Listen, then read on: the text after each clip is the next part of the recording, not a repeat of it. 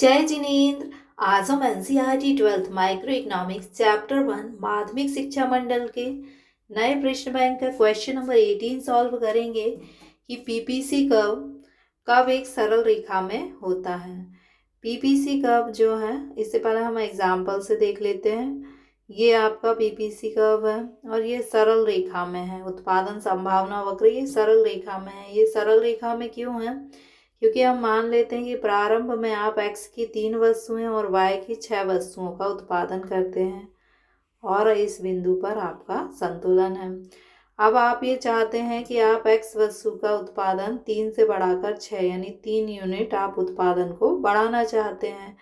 चूँकि अर्थव्यवस्था में भूमि, पूंजी, श्रम संगठन और साहस तो क्या है, उतने ही। यदि आप एक वस्तु के उत्पादन को बढ़ाना चाहेंगे तो दूसरे वस्तु के उत्पादन को आपको घटाना होगा।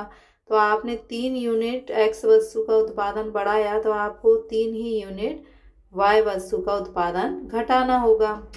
यानी 6 से अब y वस्तु का उत्पादन कितना हो गया? 3।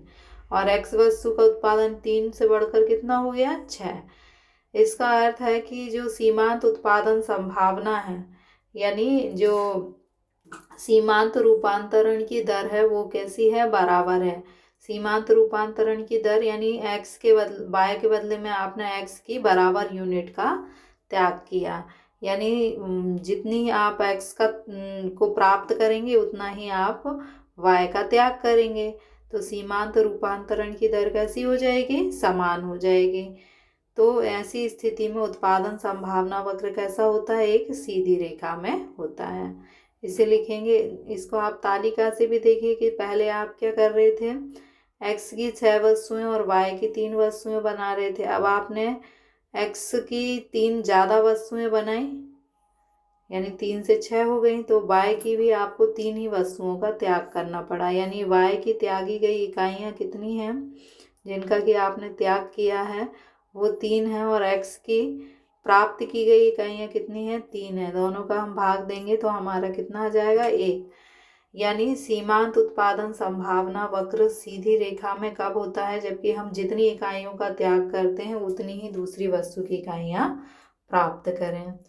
पीपीसी एक सरल रेखा में तब होता है जब सीमांत रूपांतरण की दर, सीमांत रूपांतरण की दर का अर्थ होता है कि हम x और y दो वस्तुओं का उत्पादन कर रहे हैं और x वस्तु की अतिरिक्त इकाई प्राप्त करने के लिए y वस्तु की हम उतनी ही इकाइयों का त्याग करेंगे।